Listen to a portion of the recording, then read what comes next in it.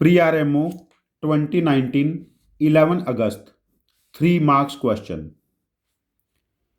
In how many ways a pair of parallel diagonals of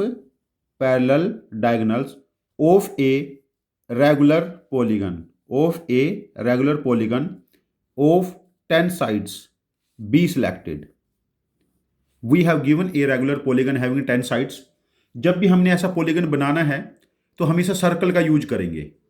जब भी हम लोगों ने 5 साइड से ज़्यादा का पॉलीगन बनाना है हमेशा सर्कल बनाइए पहले, और जितने साइड का पॉलीगन है सर्कल पे उतने पॉइंट मार्क कर लीजिए। रेगुलर है तो इक्वल डिस्टेंस पे मार्क कर लेते हैं। देखो, जैसे हम 10 में से कोई भी एक रैंडम पॉइंट सेलेक्ट कर लेते हैं, A1 A2 A3 up to, ठीक है, और यहां से डायगोनल ड्रॉ करना स्टार्ट करते हैं। जैसे A1 A3, A10 A4, A9 A5, A8 A6, ये पैरेलल डायगोनल है। और इसके विद रिस्पेक्ट हम 4 में से एनी 2 डायगोनल सेलेक्ट करेंगे। देखो, जब मैंने A1 सेलेक्ट किया तो मैं A3 पे डायगोनल बनाया, और जब मैं A3 सेलेक्ट करूंगा तब A1 पे भी तो डायगोनल बनाऊंगा मैं ऐसे। तो ये केसेस मेरे पास डबल हो गए, तो हम बैलेंस करने के लिए इसको हाफ कर लेते हैं। तो हमारे पास ये केसेस बने 5 इंटू 4 में से 2 सेलेक्ट किए थे 6, तो ये मेरे पास 30 पेयर ऑफ डायगोनल्स यहां पर एग्जिस्ट हो गए। नेक्स्ट केस, जब A1 से हम A4 पे ज्वाइन कराएंगे, देन A5 से हम A10 पे ज्वाइन कराएंगे, और A9 से हम A6 पे ज्वाइन कराएंगे।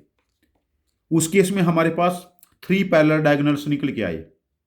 देखो, A9 A7 नहीं करा सकते, हम कर चुके हैं ऑलरेडी पहले जब एक का गैप था हमारे पास, ठीक है ना। अब इस बार हमारे पास 2 का गैप था बीच में, A1 A4 के बीच में 2 वर्टेक्स का गैप है, A1 A3 के बीच में 1 वर्टेक्स का गैप था। ऐसे सोच सकते हैं इसको हम। अब देखिए, जो ब्लू वाले डायगोनल्स, ये कितने डायगोनल है हमारे पास? 3, ठीक है। तो 3 में से हमने 2 डायगोनल सेलेक्ट करने हैं। जो यहां से हमने स्टार्ट किया था, ऐसे ही हम 10 में से किसी भी पॉइंट से स्टार्ट कर सकते थे, बट हमें हाफ क्यों करना है इस केस में? उसका रीजन क्या है? जब हमने A1 से A4 वाला डायगोनल बनाया, A4 जब सेलेक्ट करेंगे A1 वाला भी तो बनेगा। तो 3C2 की वैल्यू हमारे पास कितनी है? 3, और 10/2 हमारे पास 5 है। 15 पेयर्स ऑफ डायगोनल ये हो जाएंगे। और जब हम इन दोनों नंबर्स को ऐड करेंगे हमारे पास इस क्वेश्चन का आंसर होगा 45। OMR में इस क्वेश्चन का आंसर हम मार्क करेंगे 45।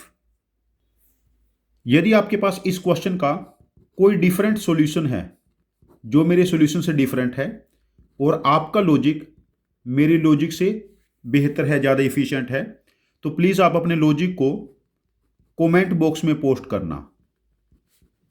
मैं आपके लॉजिक को समझूंगा, और यदि मुझे वो ज़्यादा एफिशिएंट लगता है तो मैं इस क्वेश्चन का एक और वीडियो सॉल्यूशन बना के इसको रिपोस्ट करूंगा। ये चैनल हम सब की लर्निंग के लिए है। Thank you very much for joining with us. Happy learning with us.